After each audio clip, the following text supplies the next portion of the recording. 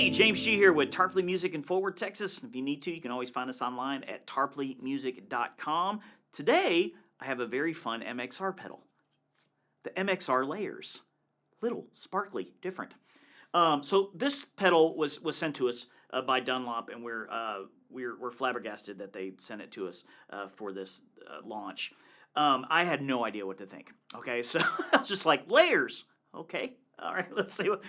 So I plugged it in, started messing with it. So basically, what this is, it's a very atmospheric type pedal where you can do several layers of sound and modulations and delays and sub-octaves and things like that. And then you can actually go up to 3 different layers all at the same time. So at first it was really, I didn't really get it until I dove in, and then I really started to fall in love with it. So what we're going to do is, I think I've kind of developed a way just through trial and error of having this pedal for a while of explaining how I finally approached it to really start making cool sounds. Okay, so a basic explanation of the 4 knobs as you see them on top, okay? I think about 80% of this pedal is the attack and the decay. I'll explain that in a second. So mix is just how much of the signal is going into your amp or to whatever. So it's like an output signal there, okay? Now your trig, basically, if you all the way down, it turns off those auto layers of you layering everything, and as you turn it more to the right, it's how easily it'll pick those up. I noticed with messing with this, I always had it almost always to the right, but that was just as I was learning it. But like I said, with attack and decay, okay, so what that is this just holding those notes. The attack is how fast it starts holding them. The decay is how quickly it lets them go, okay? So to give you an idea, if I have a fast attack and a fast decay, it's going to hit that fast and then get rid of it fast. Let me turn the mix up so you can hear more of it in there. See how it went in, came out really, really fast. It's like, okay, I like how it attacks fast. I want to make it decay longer. Here's in the middle.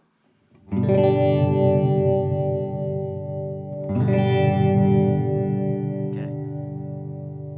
Take it almost, 3 o'clock, right?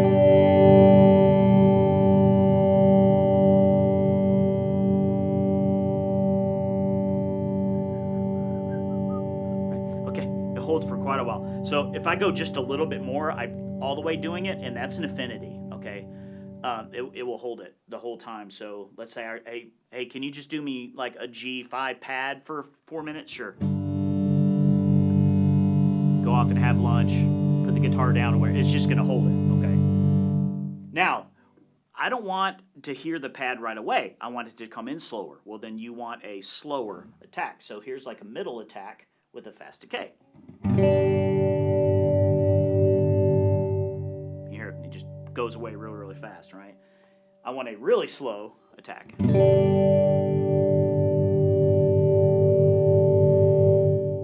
it goes away fast. So your decay, here's a really slow attack, mid decay.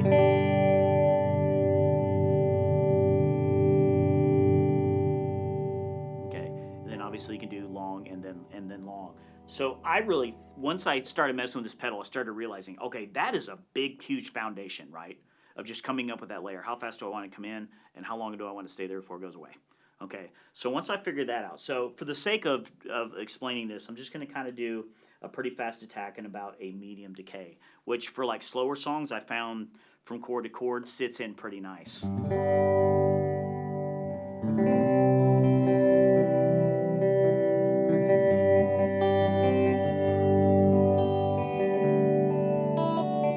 It's almost getting out of the way when I'm changing chords, right? So I really started, when I first got this, I had no idea what I was doing because I'm one of those guys who just takes it out of the box and starts pressing buttons, right? Which is why half my furniture isn't built right in my house. But the point is that I just when I really sat back and I started realizing, hey, this layers pedal, it means 2 things. You can layer just the one layer, and then you can do 3 of those. So it kind of had a double meaning to me. So going back to the attack and decay is like, okay, that's kind of my foundation. Well, my next step is this pedal can add a modulation to it. Basically, it's chorus or tremolo or a blend of those, and then how much of that I want. So we will put just a little bit of some sort of a modulation on it, and we're going to use the same 4 knobs. Now we have our single button and our sub-octave button, which basically acts as shifts at this point, okay? So on my modulation, I'm going to hold down the single button. Now my attack button will blend between the types of modulation, and then the mix knob is going to be how much of that modulation. So it's smart because it's still a mix, but when you hit that single, it's mixing just the amount of modulation. So let's get a good mix here of it.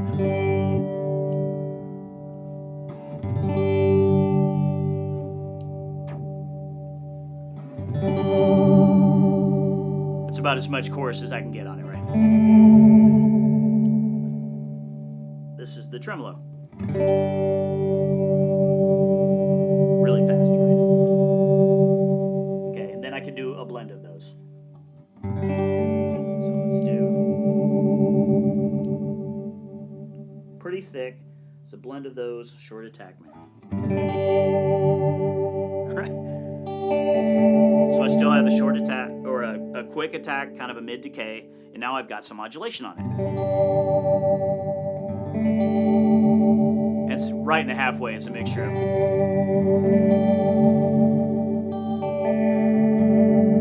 Cool. So that's kind of my second layer to this. The next thing I can do is I can add delay on this. So now my delay time, I'm going to actually use my pedals on the right, or my knobs here on the right. So for my delay time, I'm holding single and mixing my trigger, and this is the delay time.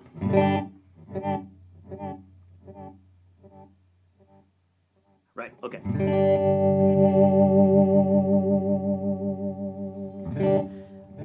Too slow, I can actually hold down single and use the sub-octave as a tap.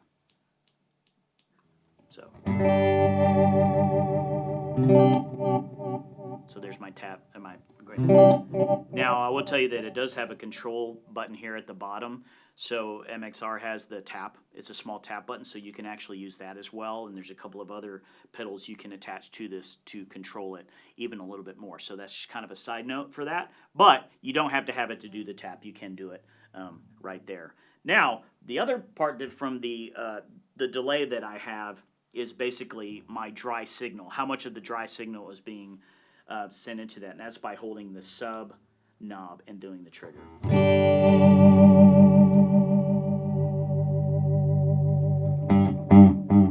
So a whole lot of the dry signal is going on.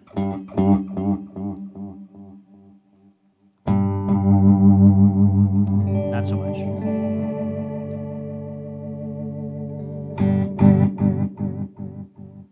Okay. So as you go to the right, that your dry and your wet signals are getting the delay.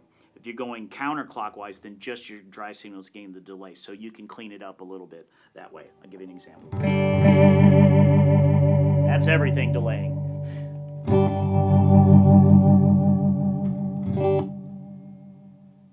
Oh, it would help if I do the right thing. Very little, right?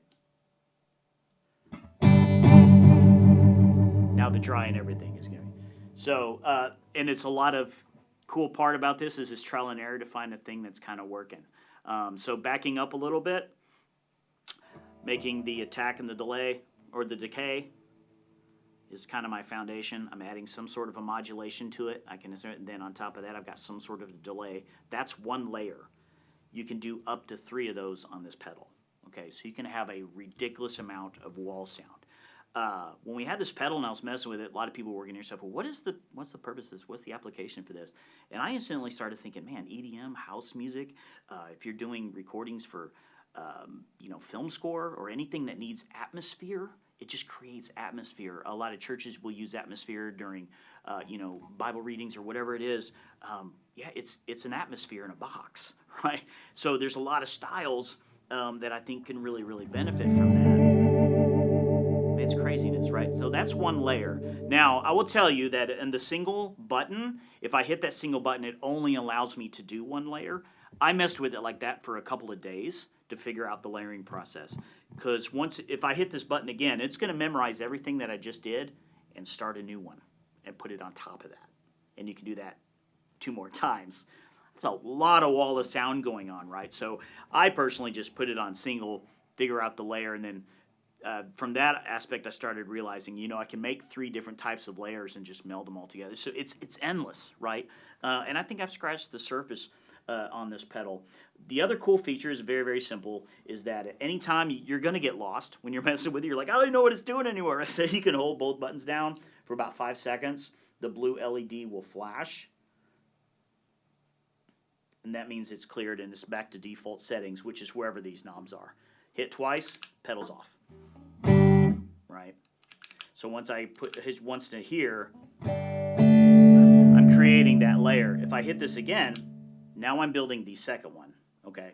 2 taps, it's off again. Okay? But if you need to, it's actually holding these buttons. And it took me a second to remember that because I've worked with a lot of loopers, and the default on a loopers is to hold the pedal down till it clears. But on this one, it's these 2 buttons. So like I said, that's kind of scratching the surface of it, but that's what made the most sense to me. And I'm hoping just kind of a goofy guitarist trying to figure out this pedal to other guitarists, that's what made sense to me was, cool, let me get how fasting is going to go away. I can add some modulation to it and delay and create this really gorgeous sound. If I want to add on to that, I can. And so, I don't know. I thought it was really, really cool. The other thing that's really cool about this pedal is you can do it in wet-only mode. Okay, so I have this whole thing going on. So you hear all the guitar strings still playing, right? But if I hold my sub-octave button down, I'm going to rotate mix all the way clockwise.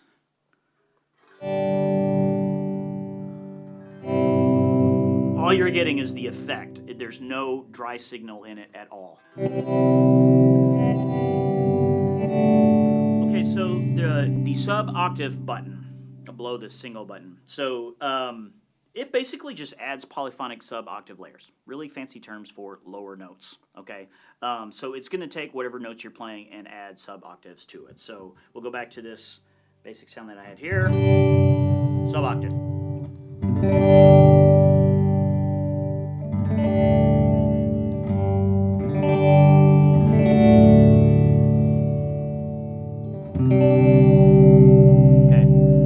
Cool. A lot of low notes going on, but I kind of noticed, I was like, it's cool. There's a lot of fullness, but it's almost too much fullness. Maybe too muddy. So as I digged into a little bit more, you can actually do a root note sub-octave. So if I take the sub-octave button, I push it down, I'm rotating my attack knob clockwise. It's just that one note. So you hear some low. There it is. But it thinned it out a little bit, so it was nice. So it takes the chord and just basically hits that. So going back to the drawing board of foundation, some modulation I've got it here. I got from delay, and do I want to add a sub-octave note to it? Okay, that's for one layer. So there. So pretty cool. So we're going to have some fun with this, and just to try to give you an idea of the capabilities, we're going to do kind of where we're going to mess around and just kind of do some tweaking and explore the pedal a little bit. And hopefully you'll get an idea that it's just kind of an endless generation. Generation. What am I trying to say? Generating. It's generating. It's generation. All right. But it get all kinds of sounds going on. Whole lot of fun. Whole lot of fun.